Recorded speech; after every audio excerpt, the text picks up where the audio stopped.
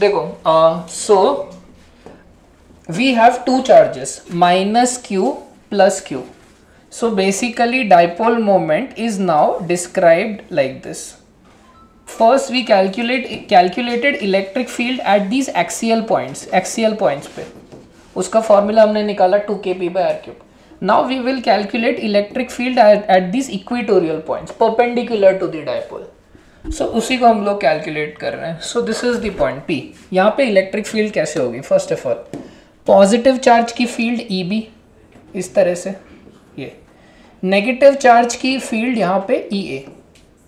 तो जो net electric field होगी it will be a vector sum of these two. दिख रहा है? नेगेटिव की टुवर्ड्स इट, पॉजिटिव की अवे.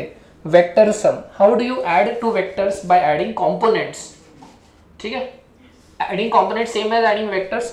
तो you want to add these two vectors. इनके y कंपोनेंट तो एक दूसरे को कैंसिल कर देंगे, तो x एक्सिस पे कंपोनेंट्स लिखने. ठीक है, तो देखो क्या होगा.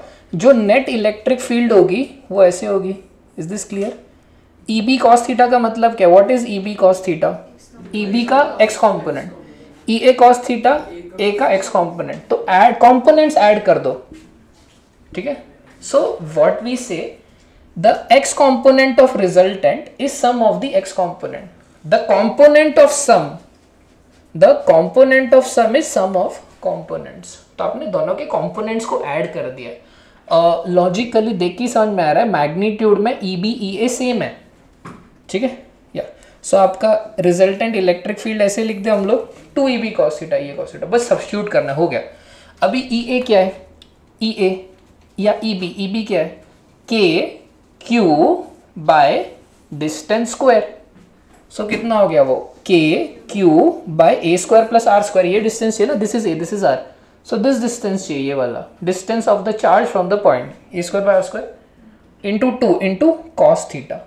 Cos theta यहाँ से आप geometrically देख सकते हो A by this. So this is the electric field. ठीक है, इस तरह से आ गया आपका. बस डिनोमिनेटर में मल्टीप्लाई कर दिया. दिख रहा है QA, ये Q into 2A. ठीक है, Q into 2A क्या हो जाता है वो यहाँ पे P. ये रहा. अब final approximation again R is much greater than A. तो अगेन डिनोमिनेटर में आप क्या करोगे? R square plus A square can be approximated by R square only. You can just neglect it in terms of this. So आपका resultant field क्या आएगा? KP by R cube. ठीक है, ये क्या हो जाएगा आपका? KP by R square into 3/2 KP by R cube.